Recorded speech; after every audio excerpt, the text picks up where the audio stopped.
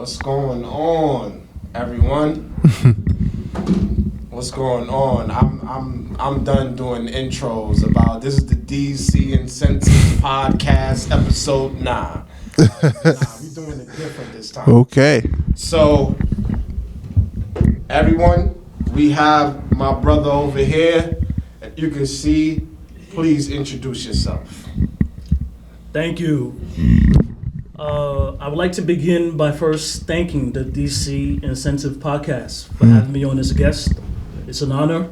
Let's go. My name is Samuel O. Alarape. The O is for outstanding. All right. I like that. I'm from Harlem, born, Harlem bred. Coming from Harlem Hospital. Went to school in Harlem. Went to college in Manhattan, Hunter College graduate. When I was in college, I was active in the student government. I actually emerged to become the president of the undergraduate student government at Hunter College. Okay. Representing 15,000 students. So we did some good things when we were active in the college scene. Afterwards, I joined the Nigerian Youth Organization. And that's another thing about me. I was born in America, but my parents are Nigerian immigrants. So they came here in, I believe, 74. Okay. I was born in 76, notably October 3rd, 1976, which is also the same day of the passage of the Immigration and Nationality Act, which Black Americans fought for. And so for me, I consider that special, being born on the day that that act was put into place. Let's go. In response to America's racist policy, in which at that time, most immigrants were only allowed from Northern Europe. So Asians, Hispanics, Africans, Caribbeans, only small percentages were allowed in the country. The vast majority were Northern European, and so the activities of the civil rights movement, and one of the after effects was this whole change in attitude about everything that was race-based. And so it came down to not just desegregation, right? It came down to evaluation of everything during that time, because during that time, America was going through a cultural transformation. And so one of the things they noticed was the racist elements of the immigration policy. And so that's what kind of opened the door, Okay. Gotcha. So it was one of those extra consequences of the civil rights movement. It's one of those games. So, I was born on that day. Member of Nigerian Youth Organization, became the vice president in time. And then over the years, I've just been involved. I've been involved with campaigns, congressional campaigns, city council campaigns, assembly in Harlem and in the Bronx. Okay. Okay. So I was not only politically active in school, but also outside of school. And I eventually got involved with Black Channel Films, Okay. where I became a co-producer with executive producer Jason Black, where, I helped him with his 7 a.m. documentary, Gentrified, Ethnic Cleansing American Style, Powerful documentary. which I'm in, by the way. Definitely. That's one of my favorite, and Race War. And so we've used the documentaries as a mechanism for educating Black society on what we think are the biggest problems facing Black people. And obviously, the lack of Black businesses is one. Yeah. We don't have a Black economy because we don't have enough businesses. Gentrification is a big issue. Huge. And we explored that issue from a race-based standpoint. We were the first to do it. And then we also explored the topic of, are we in a race war? And we feel that we covered that topic Yes. that very was comprehensively. Powerful. Because we can see Very that powerful. there's a war being waged against Black people. But I would like to say that it's not even really a race war, because so many of us don't relate to it as a war. It's more like a race slaughter. And we need to wake up to the fact that, society is waging war on Black people, because we're looked at as the prey in this economic and political jungle called America. Right. So let me ask you, what made you be this enlightened person to be a solution and someone that wants to solve problems in America? I think what has helped me become enlightened is a certain level of consciousness and commitment. Okay. And I believe the consciousness comes from the things I was exposed to as a child. So, for example, Fat Albert, right? Was something that my father made me watch. Okay. He wanted me to watch these black cartoons. Right. In the 80s, there was something called Black News. Okay. And so even though I didn't understand it, right, that was a staple in my house. Yeah. Black News. Black News. Yes. I don't know if you guys are probably too young to remember. No. Yes. Yeah. I grew up with Like It Is. You remember Like It Is? Like It Is Right. with Gil Noble. Right. Yes. Is that like what Black News was? Yes. Oh, okay. Black News. All right, that makes sense. I don't remember the brother's name, but it was a dark-skinned brother with a big beard. Kind of looks like me a little bit, right? And he had a fro too, a big fro. And Soul Train. I used to love Soul Train growing up. You're talking way back now. And then right? And then there was shows like Good Times. That the only time that my family ever got together as a family unit was when Good Times came on. You're kidding. Yes. Wow. And my family. Jesus. They loved Good Times. The Jeffersons, Sanford and Son, all these different black sitcoms going into the 90s, The Cosby Show. So all those things helped. Going through school, at the age of 17, I read the Autobiography of Malcolm X. So that's what made you change. Whoa! You're just jumping, more- man. Let the man explain himself. There's no way. I don't know if it made me change, but Well, your perspective on like just black empowerment itself. it gave me more clarity. All right. Say it kind of shaped you. Yeah, it kind of shaped. All right, before Rich puts thoughts in your brain, talk to me. Talk to me about how the Autobiography of Malcolm X changed your life. What about its contents changed your perspective? The Autobiography of Malcolm X was a story, right? It was an inspiring story of transformation. And when we talk about transformation, it's about each person becoming the best version of themselves. That's what transformation is all about, right? It's not about changing the core of who you are. It's about actualizing your best self. Okay. And it's about transcending yourself to become the best version of yourself. And I don't think in history too many people epitomize that more than Malcolm X. Striving to become I mean, would you say in a way that Malcolm X sort of represented or was the result of the pursuit of the American dream? He was the pursuit of the African. I'm trying to think of the best word. Not the American dream, because America's a nightmare for black people. Okay, you're right about that. He was the representation of African glory. Of African glory, not Yes. American glory, but African glory. African glory. Why did you make that distinction? The Why did African you vision. Why did you see it as an African vision and not an American vision? Because Malcolm X is an African. And Malcolm X at the core was a Pan-African. He was born into Pan-Africanism. His father was a Garveyite. And so when Malcolm X transcended himself to become the best version of himself, he was going back to the core of who he was, which was an African. So then, what did you think about his trip to Mecca when he saw that all of like the Muslim people, when he went on his trip to Mecca, he saw all of them as his brothers and sisters? Does that take away from some of his Pan-African ideals or no? Absolutely not. His trip to Mecca was part of his transformation. And when we go through a process of transformation, we're going to face some obstacles, right? You're right. But we're also going to get new data that shapes the way we look at things.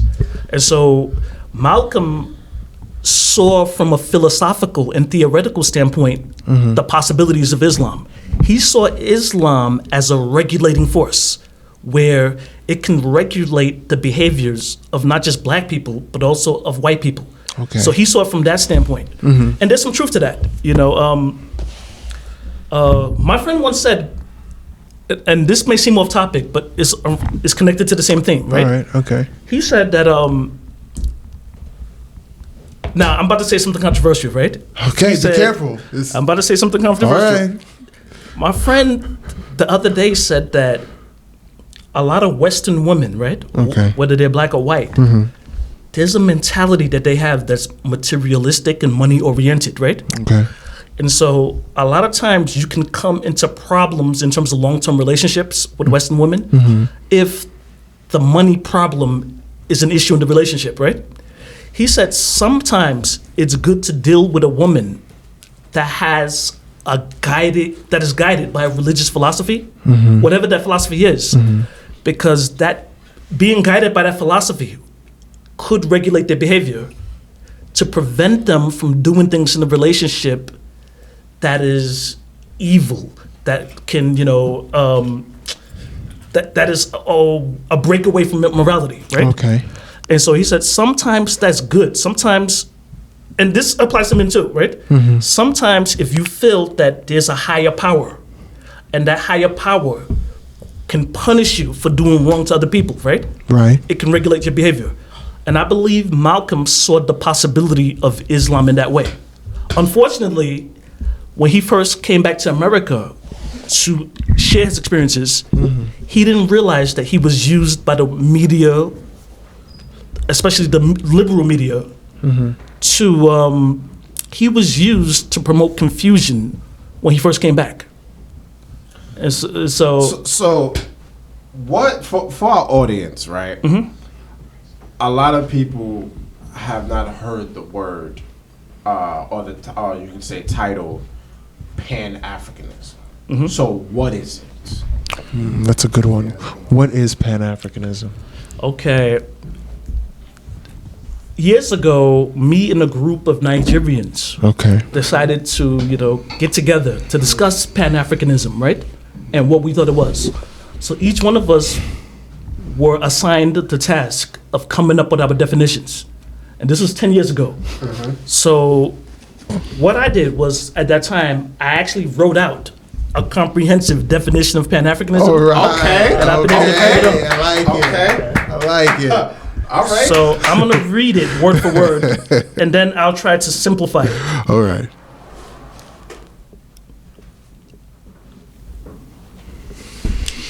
I wrote down answer to question 3, Pan-Africanism. What is Pan-Africanism? The philosophies and practices associated with the promotion, espousal, indoctrination, education, socialization, and actualization of unifying African people, cultures, nations, nation states, languages, traditional practices, empirical knowledge, senses of learning, laws, codes of conduct, collaborative nation-building efforts, security, defense, and the political, social, and economic development directed towards the creation of a federation that functions as the United States of Africa. Pan-Africanism accepts the fundamental principle that African empowerment and self-determination is achieved only through global African unity. And irrational love and fanatical infatuation with all things truly African, and an African synergy rooted in the irrefutable fact that the concept of African independence and liberated development can only be realized when all progressive Africans recognize that the aggregate concentration of collective planning and action is always greater than individualized, localized, or regionalized efforts. Almost finished. I hear you. Finally, Pan-Africanism is a commitment by all self-respecting black people in the world to work towards the obliteration of all old and modern forms of slavery and colonialism, reclaim their African heritage, and to govern all aspects of codified thoughts and behaviors in line with the basic understanding that we are all interconnected stakeholders in the rebuilding of bridges, networks, and the sustainable relationships that will transform Africa and enable her to rise to world power status. That was my definition of Pan-Africanism. Now I understand why it wasn't in the Merriam Dictionary, because that is by far the longest definition I've ever heard. I think you hit every single corner that you possibly can. Yes, That's the best way I could put it. And to simplify that, it. Right, that's what I was going to say. To simplify it for like an 8th grade, how would you... Are we doing that? Pan-Africanism. We really doing this? Yeah. We're really doing this. We're really doing this. I'm ready. Simplify. Like, okay. Yes, This is smart eighth 8th grader. grader or not so smart. The dumbest 8th grader you can find. The dumbest. You don't use those words because I understand. Right? Exactly. To break it down simply, Okay. Pan-Africanism is simply the political, cultural, social, and economic unification of all African peoples. Yeah. That's what it is. I don't understand why you read all that. You could have just said that. That was Yes. Nah, I that's a applaud to beautiful that. definition. I appreciate it. Applaud to that. That's a listen. So you can kind of say unity in a way. It's unity. Yeah. It's unity, but it takes into account that there are two approaches to unity, right? There were two prominent Pan-Africanists, Kwame Nkrumah and Nnamdi Azikiwe from Nigeria. Okay. Kwame Nkrumah, many people say, would have been more influential if he had a bigger country. You know, Ghana's small compared to other African countries, Yeah. and it's very small compared to Nigeria. But Kwame Nkrumah believed that all African nations should unify immediately to counter European power. Right. Yeah. So that's what he felt. It felt that it was an imperative and that there should be a United States of Africa. And he said, now, Pan-Africanism now. Kwame Nkrumah, Nnamdi Azikiwe had a different approach. He felt that it had to take place over a period of time, and that because newly independent African states just gained power, they wouldn't be ready to just cede their power to a United States of Africa, you know? Power is intoxicating. And so he felt that the countries needed to get time to get used to operate as independent nations first, and to unify within the countries first before building those bridges to other countries.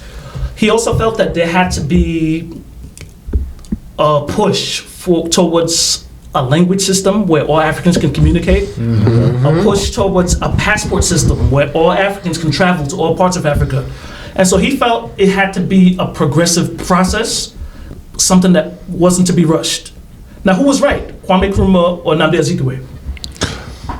We have time to reflect on that now. Yeah. What would you guys say? Well, I would say historically, the slow approach would probably make the most logical sense. But when you take a look at the Western capitalization of all the resources of Africa, I could understand why Nkrumah's immediacy and the requirement for immediacy was enacted. That's why he practiced it. Fortunately, it's part of the reason why he died. But I think immediacy is the correct response. I think immediacy is the correct response. I think you have to find a language, find a currency, find a passport. You get all three together, and you implement that amongst the African people. And I think that's how you start unifying. Could that be done immediately? Could that be done? It could be done relatively quickly. Like, it could be done within a year. You would have to have some sort of universal African accord where you take all of the African nations together, sort of like how Europeans did in the EU, and sort of have like a Congress saying, okay, this is the African dollar. You know what I mean? If you have an African passport, you can travel wherever you want within the continent, sort of like how Europeans do within the EU. And in terms of a language, I honestly think it's there staring us in the face, and it's just growing in popularity. And I think the answer is Kiswahili.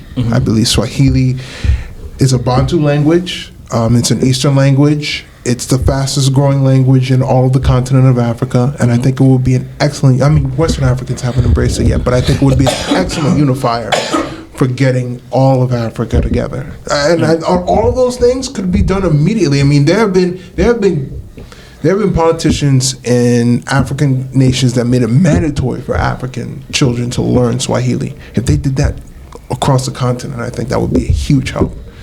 I think it would be a huge help for Pan-Africanism. So yeah, to make a long story short, immediacy, I think, is the right approach.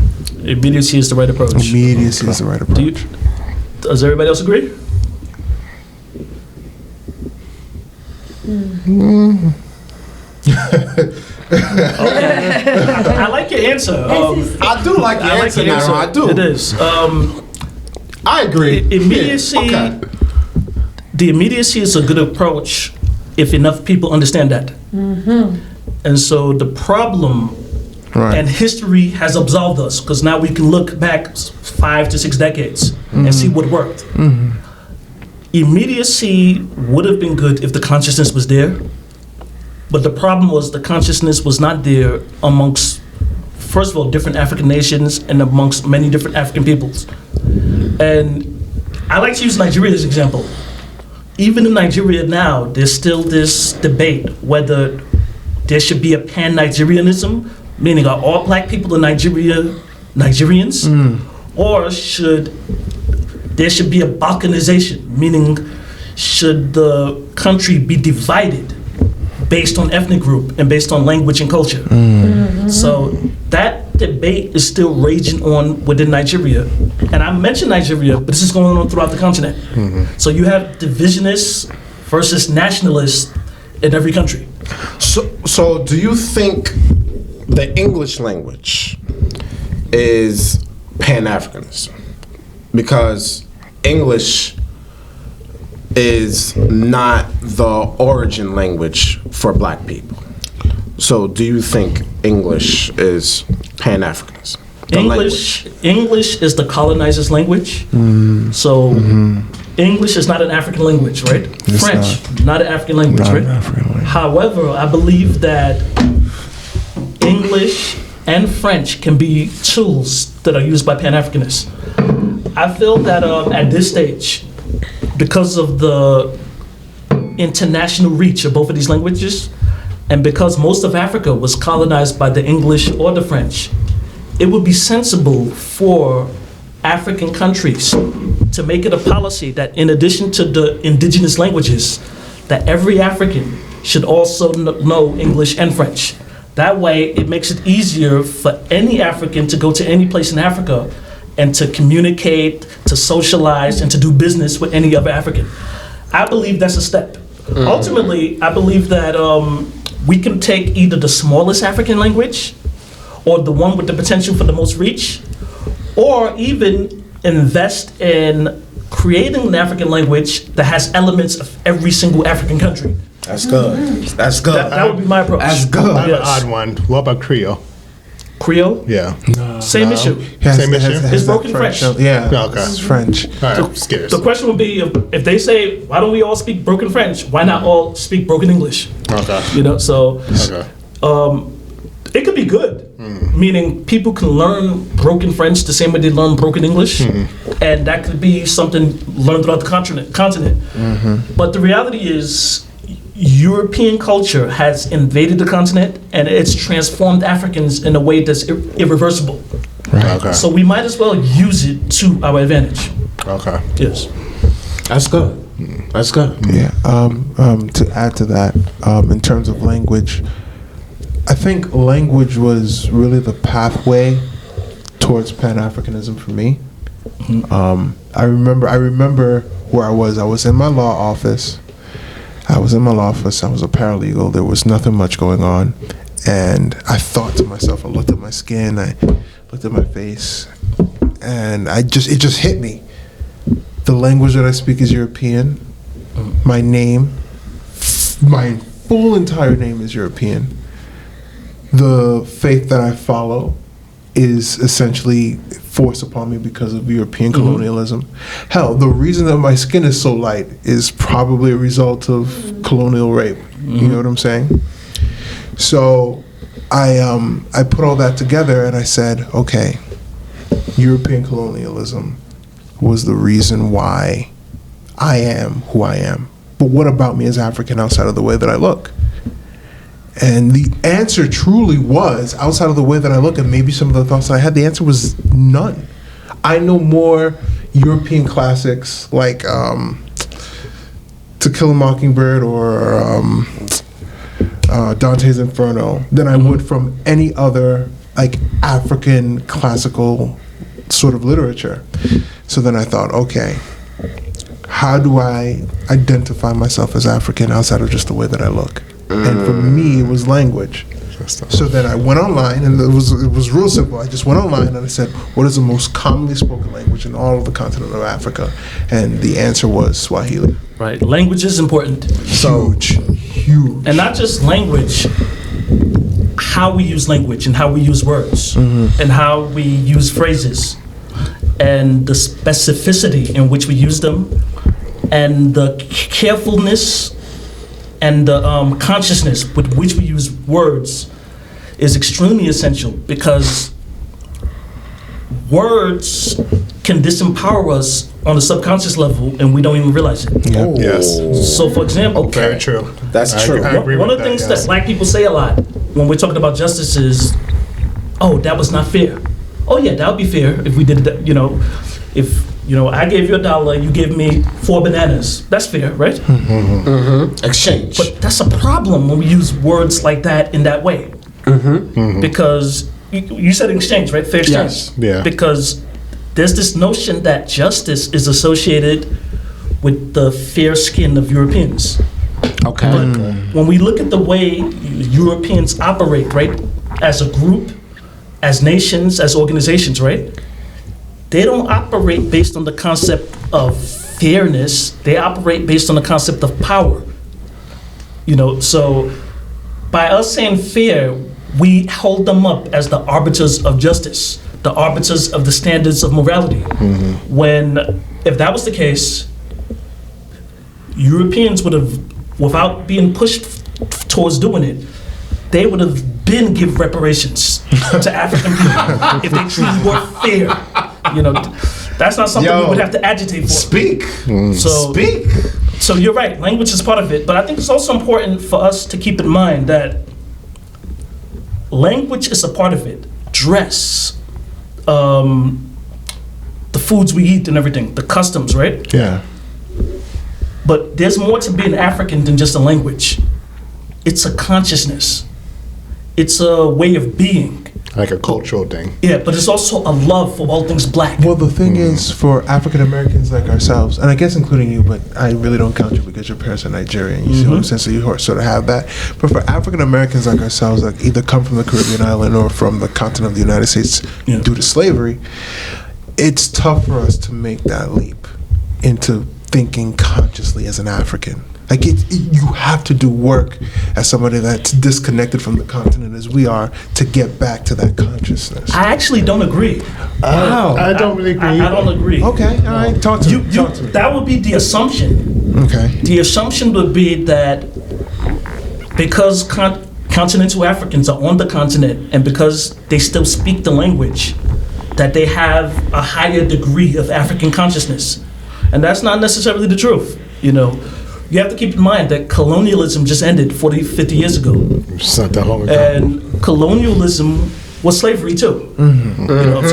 It's true. I call colonialism, in America you had slavery, which was referred to as chattel slavery, right? Yes. Okay. So, that's slavery by force, right? Chattel means property. You were property. Yes, you were property relegated to the same level like a dog, a donkey, a horse. So isn't that what regards to jail now? When they call it because inmates, you're or not- are we talking about something different? No, chattel slavery is when it's similar. It is similar. It's actually jail is slavery by another name too. Of course. Because you're property. Yes. You're treated as property. So Absolutely. yeah, it is very similar. But chattel slavery was the conscious and open acknowledgement that you are no different than my pig. You are no different than my sheep. You're a farm animal. You're not a human being. You're subhuman. You're labor. And that's what made American slavery so different. But colonialism was also slavery. And I say that it was slavery by occupation. Yeah. Meaning you weren't taken away from your land, but you were enslaved in your own home. That was good. That's the difference between your slavery and my slavery. You were taken from your home and brought to the Caribbean into America. I was enslaved in my home, where I was told what to do within my own home. So that's the difference. Colonialism is slavery by occupation. So it's recent. It's a recent slavery. And what I find is that when it comes to the African spirit and the custodians of the African spirit, they're not always living in Africa. You know, Marcus Garvey was, in my opinion, one of the greatest Pan-Africanists. He never set foot in Africa. I completely agree. Yeah. What I'm saying is, my contention is that it would be easier for somebody who came from the continent to make that leap towards Pan-Africanism. Not necessarily. Than it would be, because I think Garvey had to take some extra steps. Like, he had to get out of the idea that he's Jamaican first. He had to get out of the idea But that don't he you is. think people from Caribbean is somewhat closer to the African? No. Geographically and socially. But I'm just saying, when you're stripped away from the culture and the people that you know, and you're born into a society that told you were chattel for like 200-300 years, I think the first step for us about thinking about Pan-Africanism is getting out of the idea that we are from the country that we were born in first. What's going on is because a big part of the African identity was taken away by force. Because you weren't allowed to speak the language, you weren't allowed to practice certain African traditions, right? The instinct is still there, right? You can't take away the African from an African person. And so that instinct shows up through a new culture. I would disagree with that as well. The instinct, the African instinct, you can't take away. No, you can take away the African spirit. No. I mean, there are horrific stories through slavery that shows how the African spirit has been taken away. The African spirit? No, I don't think so. You got to talk to the black slave owners that were in the United States. You got to talk to the black slave drivers that were in the United States. I feel like if you can be a slave driver and you could be born into a system where you think keeping watch over people that look like you, unlike a dog or a horse, if you can do that, the African spirit had to have been taken away from you. But guess what? Even with continental Africans, right? We find the same problem. Yes. So I agree with that. And these are people that didn't go through American chattel slavery, but they went through colonialism. So yes, it can be taken away. I'm not saying it can't. But I'm saying that as a group and as a collective, right? I would argue that African Americans are the true custodians of the African spirit. Because where was Pan-Africanism born?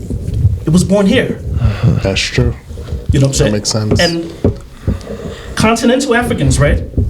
You ever heard the saying that you can't see the forest because you're too close to the trees? Yeah, you can't see the forest through the trees. So a lot of continental Africans that are born knowing the language, born being acclimated to the culture, right? They take it for granted. I know.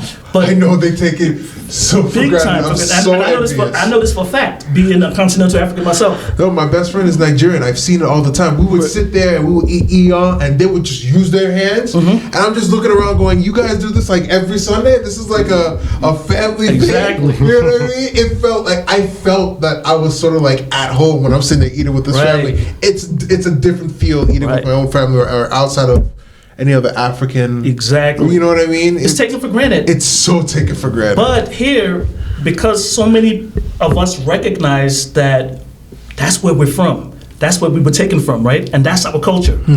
There was this strong push towards reclaiming African identity here.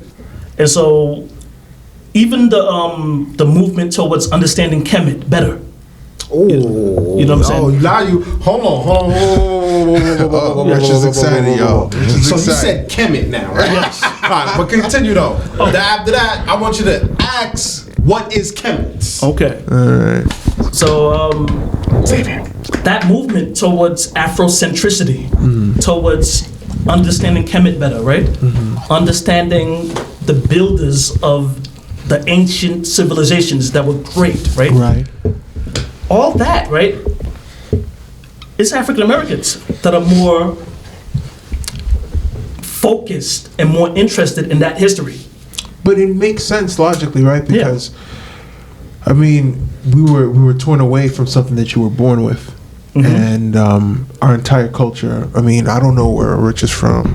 I don't know where Joy's from. I don't know where I'm from. I mean, I'm told I look like I'm Nigerian, but I'll never know for sure until I like do the DNA test. You know what I'm saying? I think they said from Guyana, not Guyana, Ghana, but I'm not too sure. See, You talking about the Ancestry.com? yeah, I want to do that one I'll give y'all day. something. I did the Ancestry.com, and it mixed up everything with my family. Wow. So put it up. When I tell you, I had aunts and uncles, family, like my aunts, that's actually my grandfather's sisters. They're saying are my cousins. It's wild. They're saying my cousins. And I'm just like, what? What kind of And incest? my first cousin is my second cousin. So it's just, the whole thing is mixed up. And then, based off of the results, it was really weird because based off of, we got back to South Africa. I don't remember what country it says. But based off what my family traced back, we go to Angola. Angola. But that's what we trace back ourselves. Okay. But looking at what Ancestry says, no. It's completely different. So I have no idea. It's confusing. It is. I It is. figure I want to do another one, but I don't know yet. So that brings back to the point where it's like, where do we come from, right? Yeah. So that's what we do, like, you know, Ancestry.com and thing. But like, 23andMe. but like, you see, I always ask my fam, right? Like, I'm talking about my grandma, everything, right? I want to know my history from, like, I asked my grandma, okay, who was your mother? And then who was the aunt? And then who was before that? But for me, I'm talking like thousands, I'm talking 100 years ago, then another 100 years ago, then another 100 years ago. Yeah. So now you have to go, like thousands of years ago to know who is who from your family, Right. and what culture of who you are. So, just to piggyback on what Rich was saying, I think that slavery is a Holocaust. It's a tragedy. Absolutely. And it's a Holocaust in the name of capitalism. But one of the reasons why I believe it makes sense that people torn from the continent overall embrace Pan-Africanism over everybody else is because I feel like, no, I don't feel like, I know enough Africans to know that you guys have an identity within the continent. You know what I mean? Yeah. Like, there are so many Nigerians I know that consider themselves Nigerian before they would consider themselves African. Or people from Burkina Faso that would consider themselves, I don't know what to call Burkina Fasoans, but they would identify as that. Because that regionality was stripped from all of us, we sort of just look at the entire continent as home, not a specific region. And if you can sort of break from the idea of you being Jamaican first and just realizing you're black first, I think the next logical step is just go, everybody that's from here is one of mine. Everybody that's from here is my family. You know what I'm saying? Right. And that's where we as Pan-Africanists want to go to, where we want to go. We want to reach that state where each black person sees another black person as their brother and their sister. And we're not there yet, but that's what Pan-Africanism is about. It's about recognizing that we're one big global African family. That's right. Also recognizing that there's not flat blackness, because that's an issue too. You know, I'm Nigerian, right? My parents from Nigeria came to America, right? There is a cultural difference between me and a Jamaican, or between me and someone from Guyana or Ghana, or even between me and somebody from Liberia, which is right next to Nigeria. There's a difference even within Nigeria between me, I'm Yoruba, as someone who's Igbo. Okay. The problems though is not in the differences. because I believe the differences are a source of our power if we look at it in that way. Even though there are differences between us, right? Those differences are what makes us each unique. Okay. But there's still an African commonality. You were talking about, before the podcast, that book by Chancellor Williams. Destruction of a Black Civilization by Chancellor Williams, right? Yes. One of the themes that was central in that book was that there was a one Africa, right? Historically, right? That we all came from the same source. And that Al-Kibulan, for those who don't know, the African name for Africa from ancient Kemet. It's Yes. Al-Kibulan. yes. I always look at it as a Kibulan. I never think of it as Africa anymore. Right. And in every African culture, you'll see elements of a connection to the source. You know, there are certain things that we can find in all African cultures. You know, go to any African culture, right? And when you go, they're gonna offer you food. They're gonna offer you food, and they're gonna hate it if you say no. It's considered a disrespect. You know? Absolutely. That's universal throughout Africa. You know, Council of Elders. Every African country has that. But there are differences too. And so my thing is, we as Africans should learn to appreciate, understand, and respect the differences, while at the same time also recognizing those elements of Africanity that are common to all of us. That's the key. Okay, so let's go to Kemet now. What is Kemet? Kemet is the original name of so-called Egypt. So wait, okay. Now here we go. Oh, this guy's excited. All right, so This guy's here ready. we go. All right, so now we got Africa, right, as the continent. That's right. Yes. We have Kemet. We have Israel. Am I correct? No, Yeah. Israel's in the Middle East, no? Middle East, which is Africa. Middle East. Africa. You consider wait. You consider the Middle East Africa? The Middle East is Africa. This is news. This is news. I was today. Hold on. So let's say like Turkey, for example, that's considered. Because in Turkey, That's what I'm It's saying. not what it's considered, it's what it is. Turkey is. Everything in the Middle East is Africa. That's Northeast Africa. Israel. I thought Northeast Africa stopped with Egypt. No, look at all you gotta do is look at the map and I look look where at them up. Like Africa's here, and then there's like a little strip, and then there's this whole Is it other like a little section strip? That's the part of Middle East. Africa. Isn't like a little strip of water, and then the rest of the land. No, there's a bunch of water. There's like a little strip of land, and then from that little strip of land, you got like the rest of the Middle East. and that's part of Africa. I did not think of it as Israel. Africa. You know what? Egypt. That could make sense. Israel. Explain. I Egypt. was today years old. Because the thing is, the Middle East is not just considered its own continent. That makes sense. Okay. It's like India. Right, is so like, considered Asia. so like, if the Middle East doesn't belong, like, I never thought of it this way, but like, if the Middle East had to belong to a continent, It'd be Africa. it would be Africa. Because it makes sense because even like Morocco and Egypt is kind of similar when it comes to like Morocco's Africa. It's African, but like the Arabic in it. That strip you're talking about is the Suez Canal. It's a tiny strip So that hold separates on. that from See, even Afghanistan. all that stuff is black people. Here's That's a us. better question. Here's a better question. Where does Africa end? India. No, I wouldn't say that. I would have to look at the map to see where it begins and where it ends. That's what I'm saying. Because like Turkey's But- a great example. You see what I'm saying? Like Yeah, 'cause I'm like- when I think of Turkey, I think like if they had to be a continent, I would think Turkey's part of Europe. You know what I'm saying? Israel, Palestine, all those, that's all So Africa. I guess it was stopped by like Italy or something like that. Maybe. No, that's now when we're talking about Italy, that's what we're getting That's to further Europe. north. That's closer to still- Europe. okay. What are your thoughts on Spain?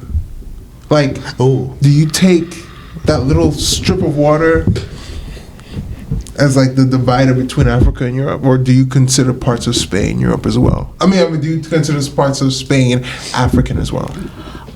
I don't consider Spain Africa per se because there's more of a distance to it from the continent, and even though there's a strong African presence, we know the Moors were there for 700 years. Right. I mean, technically, we have to keep in mind, black people, we were on this planet first, and we were all over the planet. We're the most genetically We diverse everywhere. people Facts. Yes. We everywhere. on the Yeah. planet. Yeah, Right. so that's something to keep in mind. Yeah. But The issue is Europeans tend to come to places and label them the way they see fit. And so, Kemet became Egypt. The whole area that was once the great kingdom of Ghana and Mali and Songhai, right? It was broken up into Nigeria and, Liberia and Gabon. And Just look at the Caribbean islands by itself. How much of them just took over? Right. It's only now we get an independence of a lot of the islands. Right, so that's a problem too. In fact, Nigeria is not really Nigeria. A colonial governor named Lord Lugard. Lord Lugard. His wife named the country Nigeria, which means Fucking wicked. black. So fucking wicked. That is so wicked. Turkey being an African. Hold on. So I hope everybody is getting this right now. That's so I hope fucking wicked. everybody is getting this right now. Please say that one more time. Nigeria was named by a British colonial governor named Lord Lugard. Okay. And think of the name, right? Black I don't people wanna around the think of water. it. I don't want to think of Black it. It's people around the fucking water, right? Racist. It's so racist. But then also, the name itself, right, is reference to the people that were there, right? Large population of black people, right? In other words, nigger area. That's what Nigeria is. I knew it. Yes. I knew it was racist. I hope I didn't create a. I hope I didn't create a. First time I ever saw the Niger River, and I saw it spelled and said something's off about this. There's no way an African looked at that and said, "That's the Niger River." That doesn't make sense. And that's the issue some people have with the name. All right, so let's all right. knew it. I knew it. So let's get deep. Let's get deep. Is the word African from the word Africanist? Afrikanist, that's all European. That's why I call Africa Al-Kibulan, because the only African culture that I knew named the entire continent was ancient Kemet, and they called the entire continent Al-Kibulan. It was like, I think it really might have been the Romans that labeled the entire continent Africa, right? No. It wasn't the Romans? No. Who was it? You're getting excited, Nairo. No, because I'm so upset. That whole Nigerian thing got me so upset. Africans named Africa. I don't believe that. I refuse It is. to believe that. That's news. That's one of the the notion and I would say it's a false narrative that Scipio, his name was Publius Scipio. Scipio Africanus. People say that he named Africa after him, but that's not how it worked. That's what I assumed. After the Punic Wars, I thought Scipio Africanus. Oh, okay, that's how they got Africa. Long story short, and I don't want to divert too much from what we were supposed to be talking about. Oh, okay. But Publius Scipio conquered an area in northern Africa, right? And what was the policy with the Romans at that time was when a Roman general conquered a particular area, the name of the area would be attached to their last name. Okay. And so that's how Publius Scipio became Scipio Africanus. It wasn't that Africa was named after him. He was named after Africa. Because he had conquered that area. He conquered that region. That region. That area, yes. Right. And then somehow the entire continent eventually became Africa. Yes. So what do you subscribe to? Do you call Africa, or do you think of it like Al-Kibulan like I do, or am I just insane? There's nothing wrong with Al-Kibulan, but I think African and black are both unifying. We as African people, we've always identified ourselves as black. And in fact, the name Kemet means land of the black and burnt-skinned people. That's how we refer to ourselves. That wasn't a name given to us. We recognized that we were black people. Right. And so, yes, I think black is unifying. I think African is unifying. And those are the terms we as black people should embrace. All right, so we about to wrap up soon. Okay. So any more questions we have? You got me with the whole turkey stuff. You got me with turkey. In conclusion, for what's your take and solution on? So we learn about these things, and we need to learn our history. Us as black people. So what solution towards everything? I don't know if I can give a solution towards everything in a sentence. To your take though, to your take. But Like you can talk about economics, it can be about history, or you could talk about like what Dr. Claude Anderson, solution, or well, I will just talk about 2 or 3 things, right, that I think black people should be focusing on. Number 1, we should be focusing on reprogramming the conditioning that was born out of slavery and colonialism, where we've altered our consciousness of who we are. And so Amos Wilson said it best. He said that in order for a small group of people, Europeans, to be able to control the world population the way they do, the only way it's possible is by altering their consciousness of who they are. Meaning you have to alter their reality. So if you can alter the reality of a being, right, whether it's a person or an animal, right, you can control their movements, you can control what they do. And so this small organized group is able to control the consciousness, but more importantly, the reality of black people and the reality of other non-white people throughout the world. And so we see them as this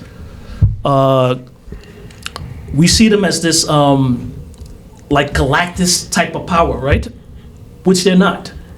It's just they're organized. So that's one thing we need to do is focus on altering our own consciousness, right? And not being at the effect of Europeans, being proactive in how we define ourselves and how we relate to ourselves and how we treat each other.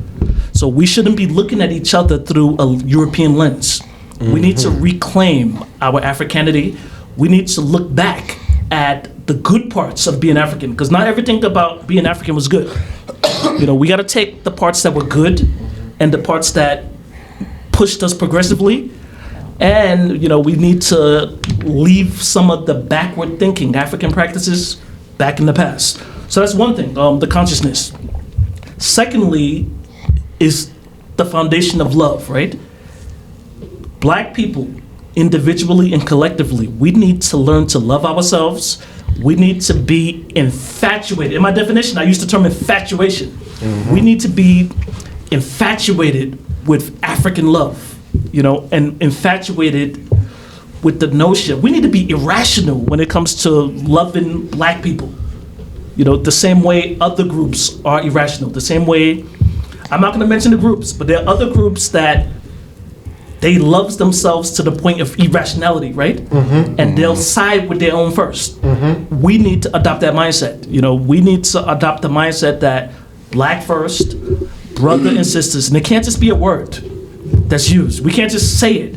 We have to act it, we have to be it, and it has to be normalized in all parts of our lives. So that's the second thing that I think is important. And the third is to focus on the part of our body that's ill. Every part of the body is important. Right. Yes. But if there's a part of the body that has an infection, that's going through a cancer, then we need to target the medicine towards, and the treatment towards fixing the part of the body so that infection doesn't spread. For us, the infection is deep and the cancer is deep. Yes, and for us as a collective, it's economics as well as our financial literacy. Yes. We as black people need to prioritize understanding money better, understanding the intricate workings, right, of how the financial systems work, understanding black conscious consumerism. We need to be black conscious consumers, where we are actively looking, not to support black businesses. I don't believe in the language where we say support black businesses, but we need to buy from black businesses, we need to build black businesses. And that's an important distinction. Support is not a business model. It comes from this notion of you should just buy from me because I'm black. It's narcissistic and narrowistic. Yes. And it doesn't work. We've been trying it. Garvey didn't say support black businesses. Garvey said buy black. What did you think about his failed Starline? What? His failed Starline. I can't get into that because that's a topic into itself. Okay. you're Maybe right. next time you guys that's invite a me whole over. conversation. That's a Yes. part two. That's a part 2. That's a part 2. But finally, I was. to make a long story real short. Yes. I think Garvey's more of like a showman. Honestly, if I look at him historically, he's more like he would be like the Little John for Pan Africanism. You know what I mean? The Like, Little John? He's the Little John of like he's like the.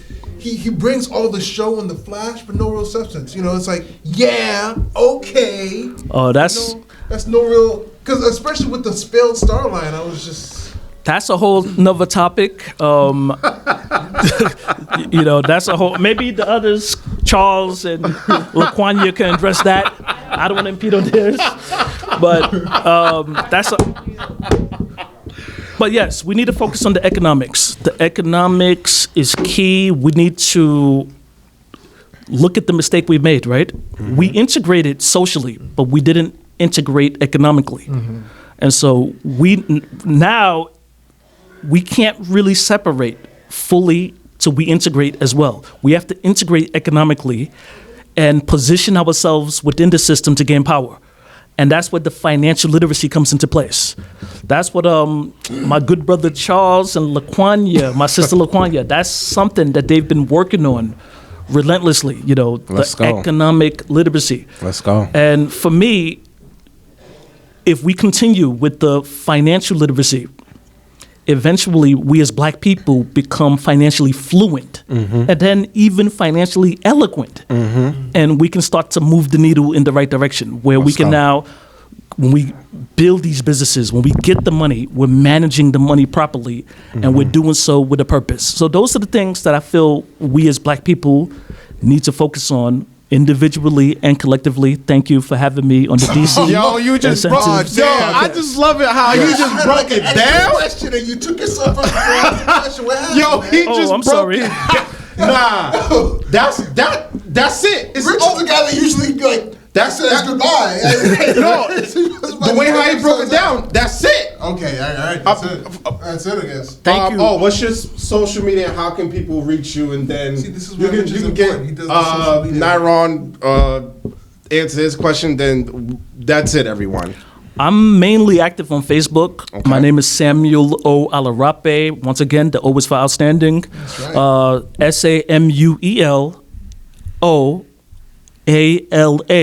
SAMUELOALARAPE. If you put that in the search in Facebook, reach out to me, connect with me. You can friend request me, and we can connect in that way. Okay. Let's So go. thanks again for having me on the broadcast. Let's go. Real quick. Yes. I know we gotta go. Real quick. What are your thoughts on the phenotypical differences? What are your thoughts on the phenotypical differences between Northern Africans and Southern Africans? Like, how do we resolve that issue? Because I know a lot of Northern Africans sort of have a superiority complex about that. Well, I don't believe in black people creating caste systems within our society based on skin type. Right. I think all black people are black, and there's no group of. I'm not a big fan of the politics of skin color. Neither am I. I hate You know, within the Black American community, or within the African community in general, it is an issue. So, for example, in Nigeria, we have the Fulanis. They tend to be lighter, and they're a smaller ethnic group, but they tend to be the power center throughout Nigeria. It's terrible. And so I'm not a big fan of that. But also, we have to keep in mind that this colorism is not just restricted to light-skinned people. Clarence Thomas, right? He's a colorist, right? He's a black. He's darker than me. He's darker than you. It's terrible. It's But he ironic, has too. European colonial mindset. Also, I want to shout out Lil Kim and Sammy Sosa as well. Yes. Stop it, Nyron. I'm just saying. Stop it. Yes. But to answer your question more Stop it. directly, there's this notion that if somebody's light skinned in Africa, that they're mixed with white. That's not necessarily true. nuts. And actually, we're coming to discover that some of the oldest Africans, right, are from South Africa. There was the assumption that the oldest Africans were in Kemet. More research is showing that it might have been in the southern region of Africa with the Sans people. And if you look at those Sans people, many of them till this day have no contact with Europeans. And if you look at their skin tones are light. Right. The oldest Africans are light skinned. if you really think about it, and they have no mixture with European. So, like I said, different regions, different temperatures, different conditions lead to different outcomes with the skin color. Right. And then you also have that legacy of slavery, where there was, you know, issue with the African community. yeah, so you have that too. But Whoopi Goldberg, she's 100% African. Think about how amazing that is. Whoopi Goldberg, a descendant of American slaves, right? Went through this whole process, through generation. For her to be 100% African. She's more African genetically than some Africans on the continent. I know, that's nuts. So, yeah, that's my thoughts. I think all black people are African, and the same way we shouldn't divide ourselves in an antagonistic way based on ethnicity, we shouldn't do it based on skin tone as well. All right, there you have it, Thank you. everyone. Thank you, Sam. Oh, there you have it. Thank and we are out. We got LaQuanya next. How you doing, my sister? Now let's talk about that. What I say? Nyron. Listen, I heard you. I heard you. So That's the first and last comment. if you know that the is the podcast, first and last comment. if you've I've watched never given another Quiet. compliment. Leave it alone. We're gonna talk about that off camera. Can we finish No, this up? this is a wrap. I gotta get in. They've been watching the podcast. That's exactly what's going on. That's what she got to do. Let's go. Is this your first podcast where everybody's live in person? Nah, No. this is our, what's up? We did Jersey Third? twice. We did No. Jersey twice. We did about 5 or more. Okay. Yeah, five, probably 6. About five. Yeah. But Like we this.